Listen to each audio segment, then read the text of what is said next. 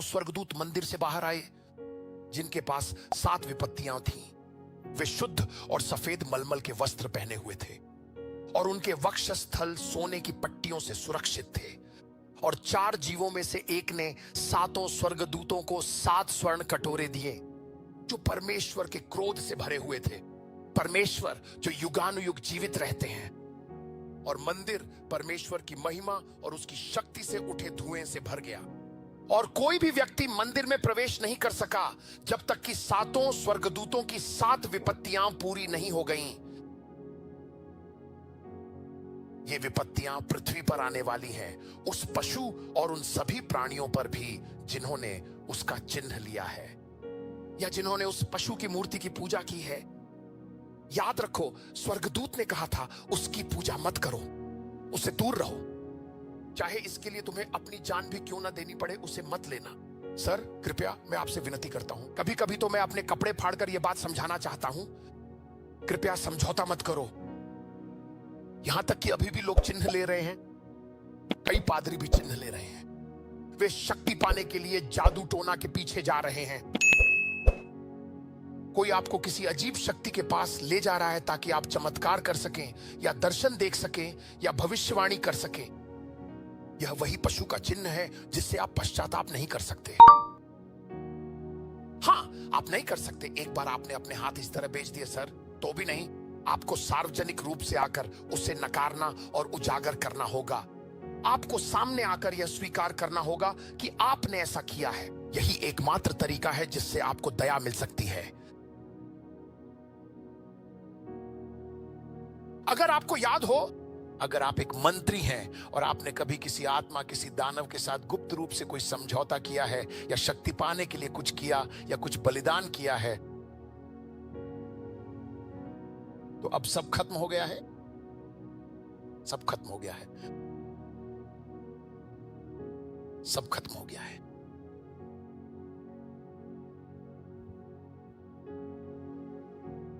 यह परमेश्वर के प्रतिशोध को आकर्षित करता है।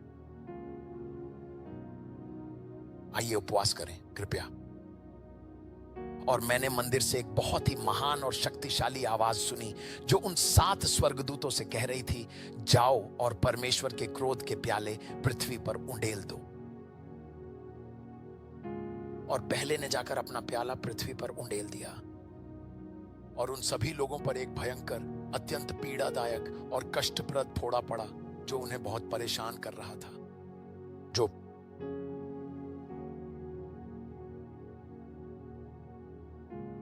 जिनके ऊपर पशु का चिन्ह था, जो उसकी मूर्ति की पूजा करते थे। क्या आप परिवर्तन देख सकते हैं? शैतान से स्वर्ग में युद्ध हुआ, वह स्वर्ग में अपनी जगह हार गया, वह पृथ्वी पर आया और सरकार स्थापित की। यह हुआ, उन्होंने कहा। उन्होंने अर्थव्यवस्था को हाईजैक कर लिया, बहुत से लोगों को पशु का चिन्ह लेने के लिए धोखा दिया और बस प्रचार कर रहे थे। मैंने कहा इसे मत लेना। हम हर जगह थे, हमारा कबीला हर जगह था, प्रचार कर रहे थे। तुम मेरी बात नहीं सुन रहे हो। हमारा कबीला हर जगह था। पशु का चिन्ह और बस प्रचार कर रहे थे। मैंने कहा इसे मत लेना। हम हर जगह थे, हमारा कबीला हर जगह था, प्रचार कर रहे थे। तुम मेरी बात नहीं सुन रहे हो। हमारा कबीला हर जगह था। बालक को पृथ्वी पर भेजा गया, जो परमेश्वर के वस्त्रों में लिपटा हुआ था। मनुष्यों से कह रहा था इसे मत लेना। तुम में से कुछ अपने चचेरे भाइयों के पास जाओगे जो सफल नहीं हो पाए। तुम प्रकट होगे, तुम प्रकाश से आवृत हो। तुम कहते हो मैं जेम्स हूं। जेम्स कृपया कृपया मेरी मदद करो। मैं कहता हूं नहीं, मुझे पता है, मुझे पता है। रुको रुको रुको रुको, चिन्ह मत लेना। हो सकता है तुम्हें मार दिया जाए, लेकिन मैं तुम्हें यहां से भागने में मदद कर सकता हूं। एशिया में रहो। हम बस झूम कर जाते हैं। हम देखते हैं कि पुलिस वहां नहीं है, क्योंकि पुलिस का अपहरण कर लिया जाएगा। सरकार, ओह भगवान, जो सफल नहीं हो पाए उनका भी अपहरण कर लिया जाएगा। हर जगह सुरक्षा होगी। भागना असंभव होगा, लेकिन हमारे पास बहुत से लोग होंगे जो भाग सकेंगे। हम करेंगे, हम करेंगे। हम मोबाइल नूह की नाव बन जाएंगे जो इंसानों को सही फैसले लेने में मदद करेगी। कुछ लोग जब हम बात कर रहे होंगे वे अंदर आएंगे और कहेंगे मत लो, हम कहीं खड़े होंगे, वे हमें देख नहीं सकते। हम कह रहे होंगे मत करो, लो,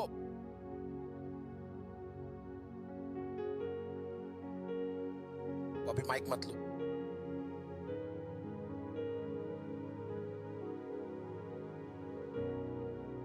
हम अपने बारे में बात नहीं कर रहे हैं, हम अगले गांव की ओर बढ़ते हैं। यही तरीका होगा हमारा आगे बढ़ने का। इसकी गारंटी के लिए सर मैं आपको वादा करता हूं 70% ने निशान नहीं लिया, विजय मिली थी। लोग प्रार्थना कर रहे थे, उन्हें मार दिया गया था, पुनर्जागरण शुरू हो गया था। जिसके बारे में मैं बात कर रहा हूं मैंने उसे देखा है। मैं उस बारे में बात नहीं कर रहा हूं जिसे मैंने नहीं देखा, मैंने भविष्य देखा है। इसलिए मैं दृष्टि के स्थान से बोल रहा हूं। लोग उस समय जितना विश्वास करते थे उससे कहीं अधिक विश्वास करते थे जितना वे अभी कर रहे हैं। लोग दृढ़ निश्चयी थे, वे अपने दिल में दृढ़ थे कि वे निशान स्वीकार नहीं करेंगे, क्योंकि वे जानते थे कि भविष्य में क्या होने वाला है। वे जानते हैं कि यीशु असली है, जो बाइबल कहती है वो हो चुका है। वे जानते हैं, वे उन्हें अनुग्रह देना शुरू करते हैं। मेरी आपके लिए प्रार्थना है कि आप उन लोगों में शामिल न हो जो उन दिनों संघर्ष कर रहे थे। आगे बढ़ते हैं। और दूसरे स्वर्गदूत ने उंडेला।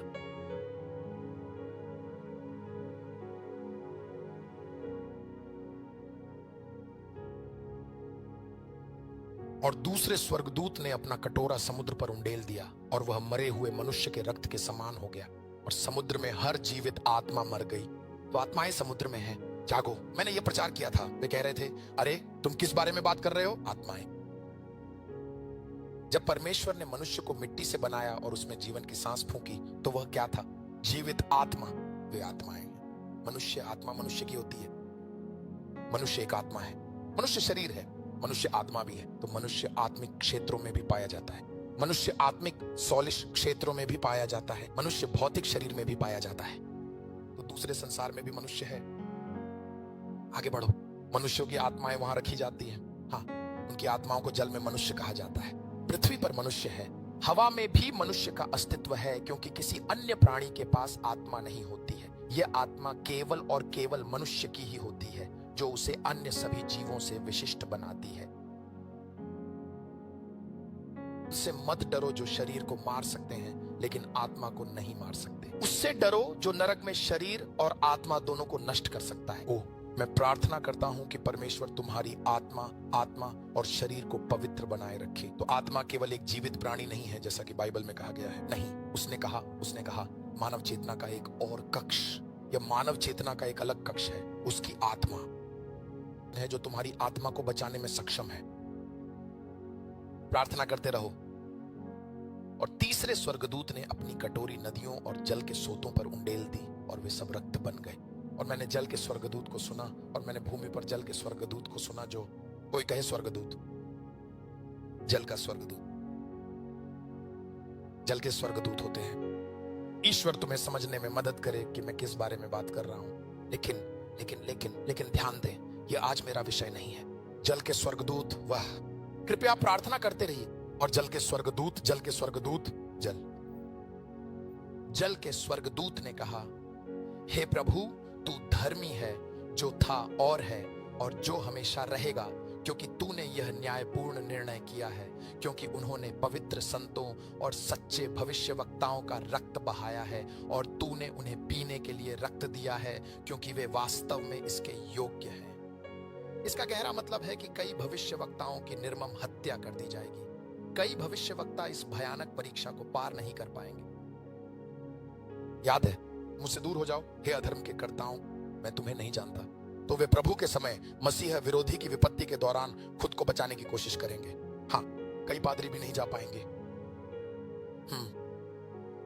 हाँ, वे यह महसूस करेंगे कि वे समझेंगे कि वे भ्रष्ट नहीं थे। हाँ, नहीं, लेकिन वे लड़ेंगे, वे लड़ेंगे, वे लड़ेंगे, वे लड़ेंगे, वे अपनी आत्मा को बचाने के लिए लड़ेंगे। चलो चलते हैं। और मैंने वेदी से एक और आवाज सुनी जो कह रही थी, हाँ प्रभु परमेश्वर सर्वशक्तिमान, तू सच्चा और धर्मी है और तेरे न्याय भी। और चौथे स्वर्गदूत ने अपना कटोरा सूर्य पर उंडेला और उसे मनुष्यों को आग से झुलसाने की शक्ति दी गई और लोग अत्यधिक गर्मी से झुलस गए। और उन्होंने परमेश्वर के नाम की निंदा की जिसके पास इन विपत्तियों पर अधिकार था, और उन्होंने उसकी महिमा करने के लिए पश्चाताप नहीं किया। और पांचवें स्वर्गदूत ने अपना कटोरा उस पशु के सिंहासन पर उंडेला और उसका राज्य अंधकार से भर गया। और वे दर्द के कारण अपनी जीभ चबाने लगे और अपने दर्द और घावों के कारण स्वर्ग के परमेश्वर की निंदा की और अपने कर्मों का पश्चाताप नहीं किया। और छठे स्वर्गदूत ने अपना कटोरा महान नदी पर उंडेला और उसका पानी सूख गया ताकि पूर्व के राजाओं के लिए मार्ग तैयार हो सके। और मैंने देखा कि 3 अशुद्ध आत्माएं मेंढकों के समान पानी से बाहर निकली। वे अजगर के गंदे मुंह से, पशु के मुंह से और साथ ही झूठे भविष्यवक्ता के मुंह से बाहर निकली। और वे दुष्ट आत्माओं की आत्माएं हैं जो चमत्कार करती हैं और पृथ्वी के और समस्त संसार के राजाओं के पास जाती हैं ताकि उन्हें सर्वशक्तिमान के उस महान दिन के युद्ध के लिए इकट्ठा किया जा सके। देखो, मैं चोर की तरह आता हूं। धन्य है वह जो जागता है और अपने वस्त्र संभाले रहता है ताकि वह नग्न न चले और लोग उसकी लज्जा न देखें। और उसने उन्हें एक स्थान पर इकट्ठा किया जिसे इब्रानी भाषा में मगिदोन कहा जाता है। और 7वें स्वर्गदूत ने अपना कटोरा हवा में उंडेल दिया और स्वर्ग के मंदिर से, सिंहासन से एक महान आवाज आई जो कह रही थी, यह पूरा हुआ। प्रभु के घर में परमेश्वर की स्तुति करो, यह पूरा हुआ। उस शास्त्र को वहां लगाओ। और 7वें स्वर्गदूत ने अपनी कटोरी हवा में उंडेल दी और स्वर्ग के मंदिर में और सिंहासन से एक महान आवाज आई जो कह रही थी, यह पूरा हुआ, यह समाप्त हो गया। और वहां आवाजें थीं, और वहां आवाजें, गरज और बिजली थी और एक बड़ा भूकंप आया जैसा कि मनुष्यों के पृथ्वी पर होने के बाद कभी नहीं हुआ था। मैंने ये देखा, मैंने ये बहुत शक्तिशाली देखा और ये बहुत तेज है। जल्दी तो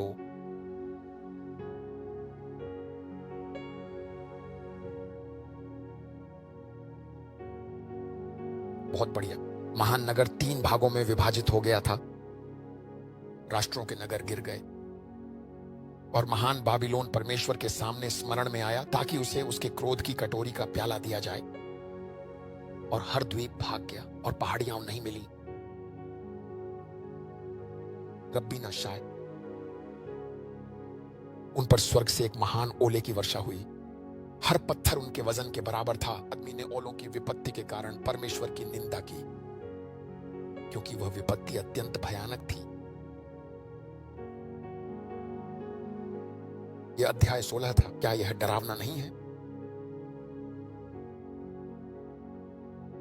धन्यवाद प्रभु यीशु। आपकी कार आपको नहीं बचाएगी, आपकी नौकरी आपको नहीं बचाएगी, आपकी सुविधा आपको नहीं बचाएगी, आपकी असुविधा भी आपको इससे नहीं बचाएगी, आपकी पढ़ाई भी आपको इससे नहीं बचाएगी। क्या मैं आपसे एक प्रश्न पूछ सकता हूं? इस जीवन में ऐसी कौन सी बात है जो इतनी शक्तिशाली, इतनी वांछित और इतनी मूल्यवान है कि आप अपनी आत्मा का बलिदान देने को तैयार हैं? शादी, सेक्स, धन, कार? जब ये सब होने लगे तो आपको कौन बचाएगा?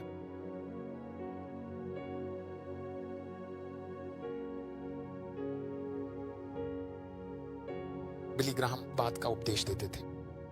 बॉनके ने उपदेश दिया, लाखों धर्म गुरुओं ने उपदेश दिए, केनेथ हेगिन ने उपदेश दिया। सभी लोग कह रहे हैं कि प्रभु का दिन आ रहा है, तैयार हो जाओ, पश्चाताप करो, तैयार हो जाओ, तैयार हो जाओ, तैयार हो जाओ। क्या आपको लगता है कि ये लोग मूर्खतापूर्ण जीवन जीते हैं? नहीं।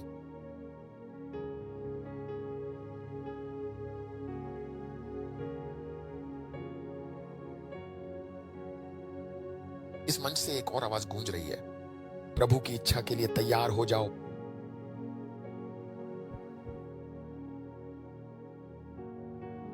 अध्याय 16, 17 और 18 से। कल सुबह दिलचस्प होगा। बहुत दिलचस्प होगा कल सुबह। तो हम मिलेंगे। बेहतर होगा कि हम 10 बजे शुरू करें। क्या यह ठीक है? सुबह 10 बजे। आमीन। तो कल सेवा किस समय शुरू होगी? 10 बजे। थोड़ी सी आराधना, आराधना, सिर्फ आराधना। आज रात हमारे पास आराधना है। आ जाइए, सीधे आ जाइए।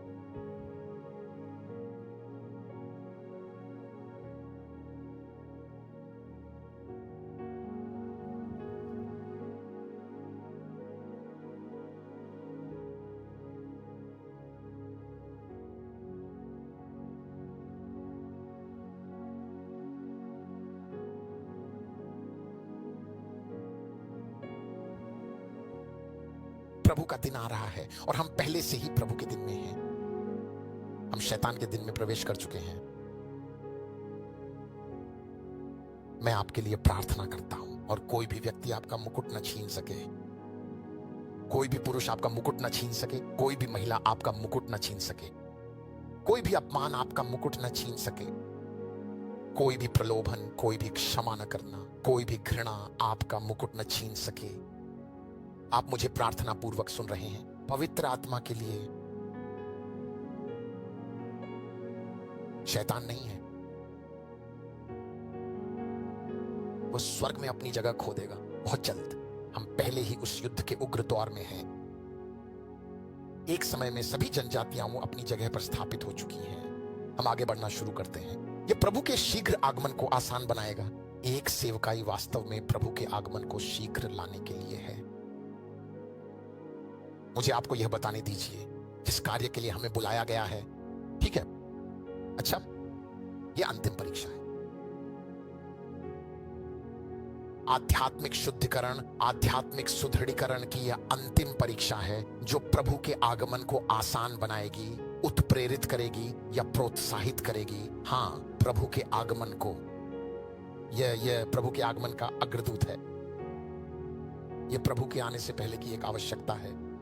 एलिय्याह की आवाज उन्हीं दिनों में गूंजी थी और जब आप वह आवाज सुनेंगे तो वह आपके दिल को छू जाएगी। आप इससे भाग नहीं सकते। यह ऐसी चीज है जो आपके दिल को चीर देती है, क्योंकि यह वह आवाज नहीं है जो गूंज रही है। यह उस आवाज का भार और आदेश है जो सही तरीके से गूंजते हुए आपके दिल को भेदता है। प्रभु के वचन के लिए तैयारी करो। हमारे लिए जो मसीह में है, सौभाग्य से यह हमारे पिता का दिन है। दुर्भाग्यवश जो मसीह में नहीं है या विश्वास नहीं करते, उन्हें जो मिलता है उनके ही हाथ में है। मुझे नहीं पता यह आपको कैसे छू गया है। मुझे नहीं पता पवित्र आत्मा ने आपके दिल में क्या डाला है। मुझे नहीं पता आपके जीवन के कौन से क्षेत्र हैं जिन्हें आपको सुधारना चाहिए।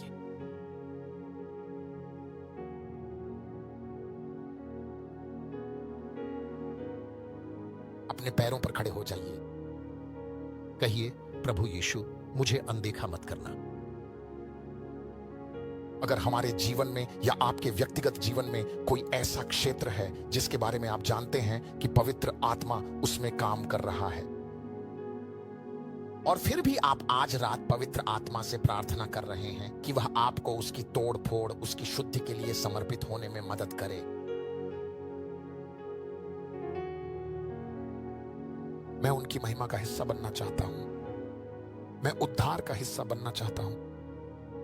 मैं ईश्वरीय सुरक्षा, संरक्षण और शाश्वत मुक्ति का हिस्सा बनना चाहता हूं। चलिए आपकी प्रार्थना से शुरू करते हैं। आपके भाई बहन, आपके प्रियजन इसे बहुत याद करेंगे। सब लोग मेरी तरफ देखो। यहां देखो, शब्बत शालोम। इस बात सुनो,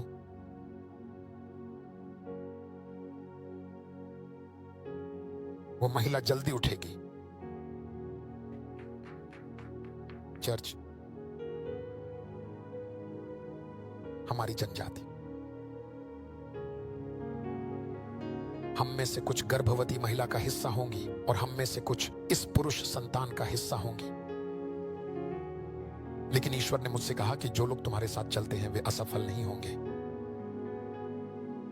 या तो आप उस पुरुष बच्चे का हिस्सा बनेंगे या फिर आप उस महिला का हिस्सा बनेंगे। उसे बाज के पंख दिए जाएंगे ताकि वह उड़कर अपने सुरक्षित निर्जन क्षेत्र में पहुंच सके। याद रखिए, वे सुरक्षा के निर्जन क्षेत्र में ही रहे। जब ये सारी घटनाएं घट रही थीं, उस समय पुरुष संतान को उसके सिंहासन तक उठा लिया गया था। पुरुष संतान को पृथ्वी पर वापस स्वर्गदूतों के रूप में भेजा गया, जो प्रकाश और महिमा से घिरे हुए थे, इंसानों को सुसमाचार सुनाने के लिए, परमेश्वर के शाश्वत सुसमाचार का प्रचार करने के लिए।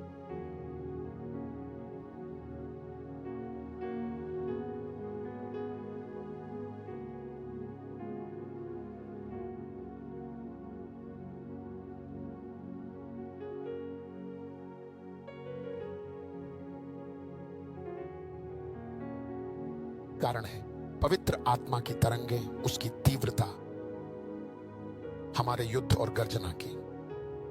यह केवल प्रार्थना या परमेश्वर से हमारा संवाद नहीं है, तो यह स्वर्गीय क्षेत्रों में एक हिमखंड के उदय का युद्ध है। हम उठेंगे, हम वही महान आश्चर्य होंगे।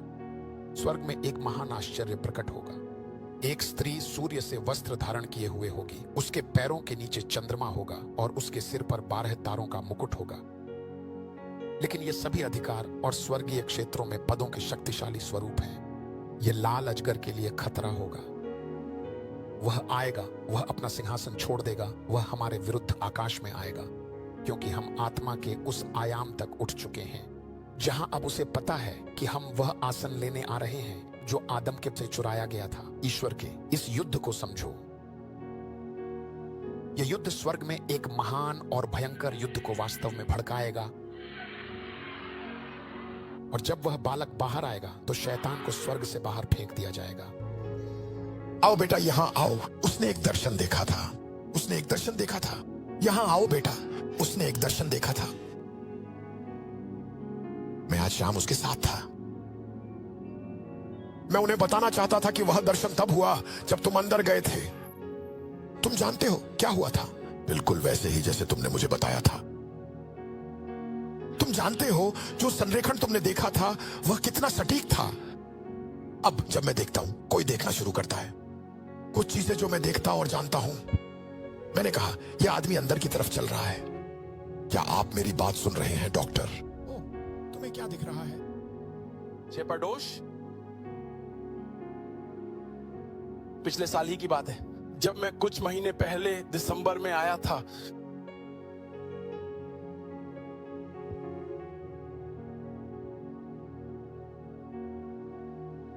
जब हम बपतिस्मा के लिए आए तो समस्त राष्ट्रों के शोरगुल के बीच हमने 7 दिन का सूखा उपवास किया निर्देशानुसार। और पूरे सप्ताह के दौरान जैसे ही मैं उपवास में रहा, प्रभु ने मुझसे कहा, 2 कमरे खरीदो, अपनी पत्नी को एक अलग कमरे में रखो, खुद को अलग कर लो, उस सप्ताह के लिए खुद को अलग रखो। तो मैं उपवास की एकांतता में चला गया। और 7वें दिन जब हम यहां से निकले, मैं अपने कमरे में वापस गया। और जब मैं अपने कमरे में गया तो मैंने खुद को बिस्तर पर लेटे हुए देखा। मेरे सीने पर एक गर्म चादर थी और मेरी प्रार्थनाएं चमक उठी। मेरी प्रार्थना की चादर मेरे पेट पर थी और मुझे नहीं पता था इसका क्या मतलब है, लेकिन मैं बस बिस्तर पर लेट गया और वही किया जो मैंने देखा था। और तुरंत ही मैं प्रार्थना में चला गया और मेरी जुबान से भाषाएं निकलने लगी। 2 स्वर्गदूत कमरे में आए। वे बिस्तर के पैरों की ओर खड़े हो गए। उन्होंने मुझे ऊपर उठा लिया और उन्होंने मुझे एक स्वर्ग दिखाया और स्वर्ग में बादल अलग हो गए और वहां एक विशाल बाज था। यह बाज कई बाजों का प्रतिनिधित्व करता था, लेकिन यह बहुत बड़ा था। यह अकेला था और वह उड़ रहा था, एक गोल घेरे में उड़ान भर रहा था। यहेजकेल ने आकाश के क्षेत्र पर अधिकार कर लिया था। और जैसे ही मैं नीचे आया, वहां एक खड़ी चट्टान थी और उस चट्टान के किनारे पर एक विशाल शेर खड़ा था और शेर ने चट्टान के किनारे से दहाड़ लगाई। यहेजकेल ने नीचे की सारी भूमि का क्षेत्र अपने अधिकार में ले लिया था। और फिर मैं और ऊपर पानी में चला गया और पानी से एक विशाल अधिकार निकला जो एक तलवार लिए हुए था। और प्रभु ने कहा ऊपर देखो। प्रभु के दूत ने मुझे निर्देश दिया। जब मैंने उस स्थान से ऊपर देखा जहां अधिकार खड़ा था, वहां शेर था और वहां गरुड़ था, और वे सभी एक दूसरे के ठीक ऊपर केंद्रित थे। वे एकता में थे और साथ मिलकर काम कर रहे थे, और सभी क्षेत्रों पर अधिकार कर लिया गया था। और प्रभु ने मुझे और ऊंचा उठा दिया। प्रभु के दूत ने मुझे लिया और मैंने देश संयुक्त राज्य अमेरिका को देखा, और देश के हर कोने पर वहां एक विशाल दूत था, एक विशाल दूत जिसके हाथ में एक राजदंड जैसा एक छड़ी थी, और उन दूतों ने एक दूसरे की ओर मुड़कर अपने राजदंड एक दूसरे की ओर कर दिए। और जब वे छुए तो वे देश के केंद्र के ऊपर थे, और स्वर्ग से जहां गरुड़ था उसके बहुत ऊपर से एक चमकदार सफेद प्रकाश की किरण नीचे आई। वह प्रकाश नीचे आया और उन सभी राजदंडों के सिरों को छू गया, और एक किरण सीधा देश के केंद्र में चली गई। और प्रभु के दूत ने मुझे निर्देश दिया, देखो। और जब मैंने ध्यान से देखा तो वह टेक्सास था, और मैंने उसे किताब में लिखा और तारीख भी डाली थी, और मैं भूल गया कि मैंने वहां यह लिखा था। और जब मैंने स्क्रीन पर पापा को देखा जमीन का अभिषेक करते हुए, उस नई इमारत का अभिषेक करते हुए, तब प्रभु ने मुझे याद दिलाया कि यह टेक्सास से है। और मैंने देखा कि वह चमकदार सफेद किरण बाहर निकल रही थी। पूरा रास्ता चमकदार सफेद प्रकाश एक छोर से दूसरे छोर तक फैला। पूर्वी तट, पश्चिमी तट, सब कुछ अपने कब्जे में ले रहा था।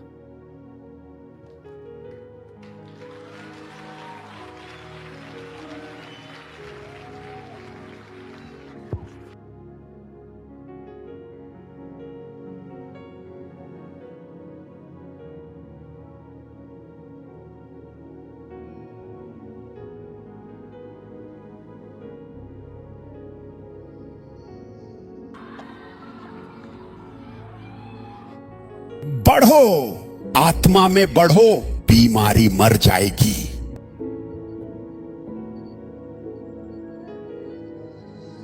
कुछ परेशानियां ऐसी होती हैं जो सिर्फ आत्मिक बढ़ोतरी से ही खत्म होती हैं।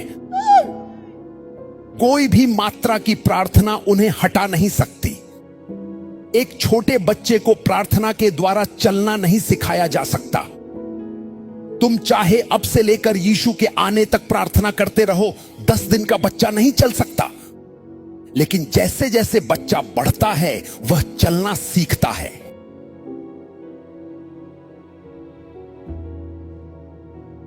जो चीज लकवे जैसी लगती है या चलने की कमजोरी जैसी, वह रातों रात नहीं हटती। पर यदि वह बच्चा ठीक से पोषित किया जाए, अच्छे से खिलाया पिलाया जाए, क्या तुम मुझे सुन रहे हो, और उसे समय दिया जाए, तो समय के साथ वह बच्चा जो बिस्तर पर पड़ा हाथ पैर नहीं उठा पाता था, अब वही बच्चा धीरे धीरे रेंगना शुरू करेगा। रेंगते रेंगते खड़ा होना सीखेगा। वह गिरेगा, फिर उठेगा, फिर गिरेगा, और समय के साथ वह चलने लगेगा, और समय के साथ फिर दौड़ने लगेगा। समस्या यह है कि हम बढ़ने से भागते हैं।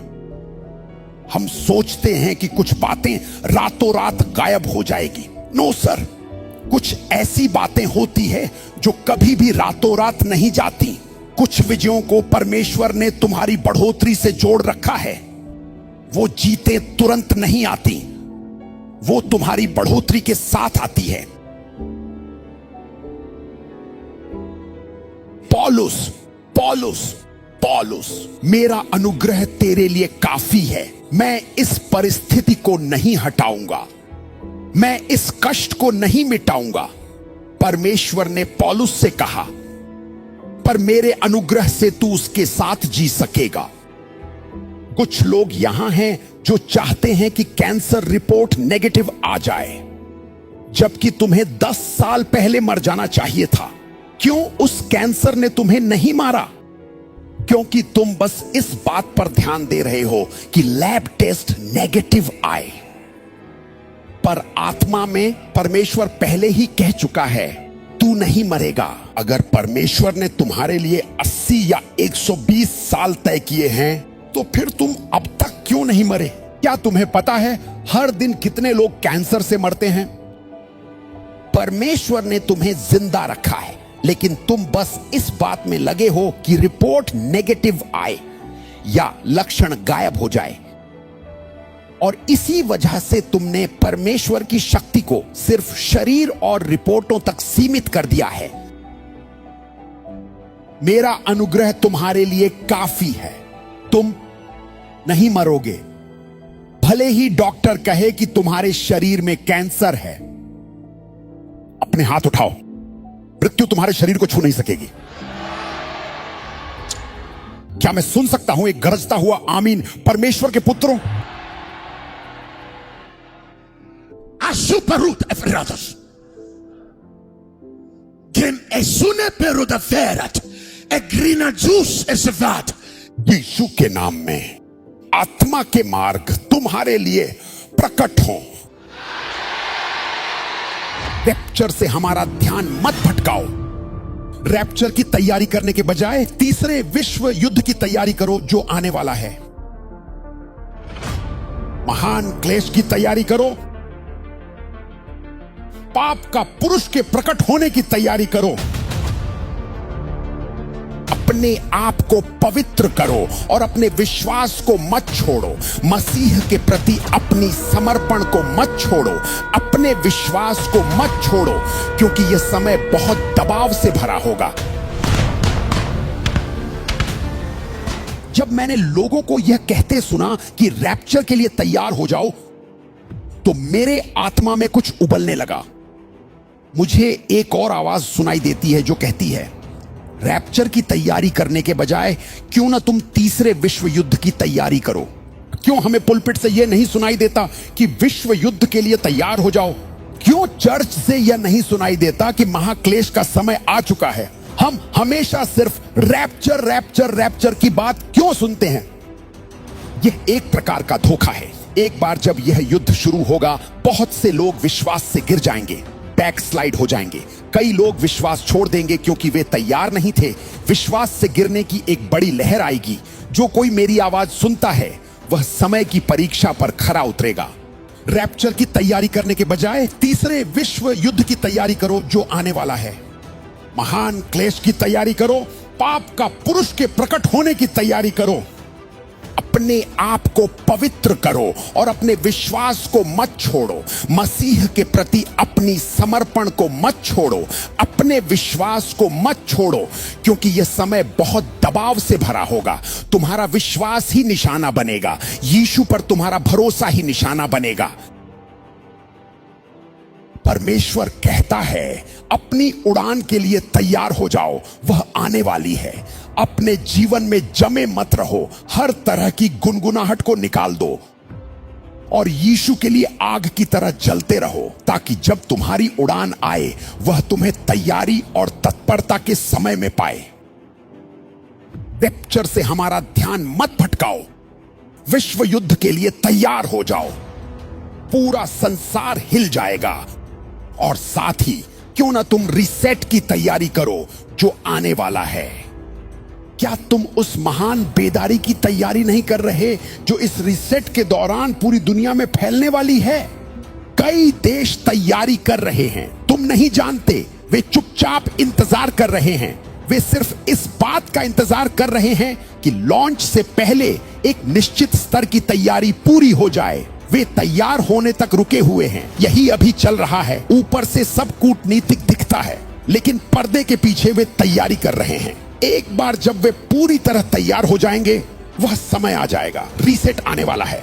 दुनिया की शक्तियां गिर जाएंगी। प्रभु ऐसा कहता है, बेबीलोन नीचे आने वाला है। अजीब घटनाएं पूरी दुनिया में होंगी। इसे शैतान का कार्य मत समझना। यह प्रभु का दिन है। यह प्रतिशोध का दिन है। यह न्याय का दिन है। बस बहुत हो गया। मानवता अंधकार के जाल से बाहर आने वाली है। क्या तुम सुन रहे हो? यह वह दिन है जब प्रभु एक ऐसी रीति से कार्य करने वाला है जैसा पहले कभी नहीं हुआ। मैंने बहुत से लोगों को यह कहते सुना है, परमेश्वर अपने लोगों को महान क्लेश से कैसे गुजरने देगा, लेकिन महान क्लेश तुम्हारे लिए नहीं है। तुम अपनी आंखों से देखोगे परमेश्वर की अलौकिक सुरक्षा को। क्या तुम सुन रहे हो? रैप्चर, मैं तुम्हें बताता हूं रैप्चर का अर्थ क्या है। रैप्चर का अर्थ है हम उसका स्वागत करने के लिए जा रहे हैं, उसके 1000 वर्ष के राज्य में प्रवेश के लिए। रैप्चर का अर्थ है हम हवा में प्रभु से मिलने जा रहे हैं, क्योंकि हवा हमारा है। इसीलिए रैप्चर का मतलब है प्रभु से हवा में मिलना। पवित्र आत्मा हमें यह समझ दे रहा है कि हमें थोड़े समय की तैयारी करनी है, जो आएगा और चला जाएगा। एक अंधकार का समय आने वाला है, लेकिन वह बीत जाएगा और प्रकाश स्थापित होगा, धार्मिकता स्थापित होगी, शांति पुनः स्थापित होगी, मानवता की गरिमा फिर से स्थापित होगी। प्रभु कहता है जो कुछ परमेश्वर ने नहीं लगाया है वह उखाड़ फेंका जाएगा, क्योंकि प्रभु कहता है हर वह पेड़ जो मैंने नहीं लगाया वह उखाड़ा जाएगा। अब प्रभु के वचन के अनुसार बाइबल कहती है हर वह पेड़ जिसे मेरे स्वर्गीय पिता ने नहीं लगाया है वह उखाड़ा जाएगा। इसका अर्थ है यह पेड़ मनुष्य, प्रणालियां, व्यवस्थाएं या संस्थान भी हो सकते हैं जो परमेश्वर से नहीं हैं, वे सब उखाड़े जाएंगे। समय आ चुका है। हालेलुया। और प्रभु यूं कहता है ये पेड़, ये व्यवस्थाएं जो उखाड़े जाने के लिए तैयार हैं, प्रभु कहता है वे दबाव से, हवाओं से, आंधियों से और कांपने से उखाड़े जाएंगे। क्या तुम मेरी बात सुन रहे हो? बाइबल कहती है एक बार फिर मैं आकाश और पृथ्वी को हिलाऊंगा। हालेलुया। मैं आकाश और पृथ्वी को हिलाऊंगा। बाइबल कहती है जो कुछ परमेश्वर का नहीं है वह हिल जाएगा। वही पवित्र शास्त्र यह भी कहता है हमने ऐसा राज्य पाया है जिसे कोई हिला नहीं सकता। परमेश्वर की स्तुति करो। जब हिलावट का समय आएगा वह तुम्हें उखाड़ने के लिए नहीं आएगा, वे उन व्यवस्थाओं को उखाड़ने आ रहे हैं जो परमेश्वर की नहीं हैं।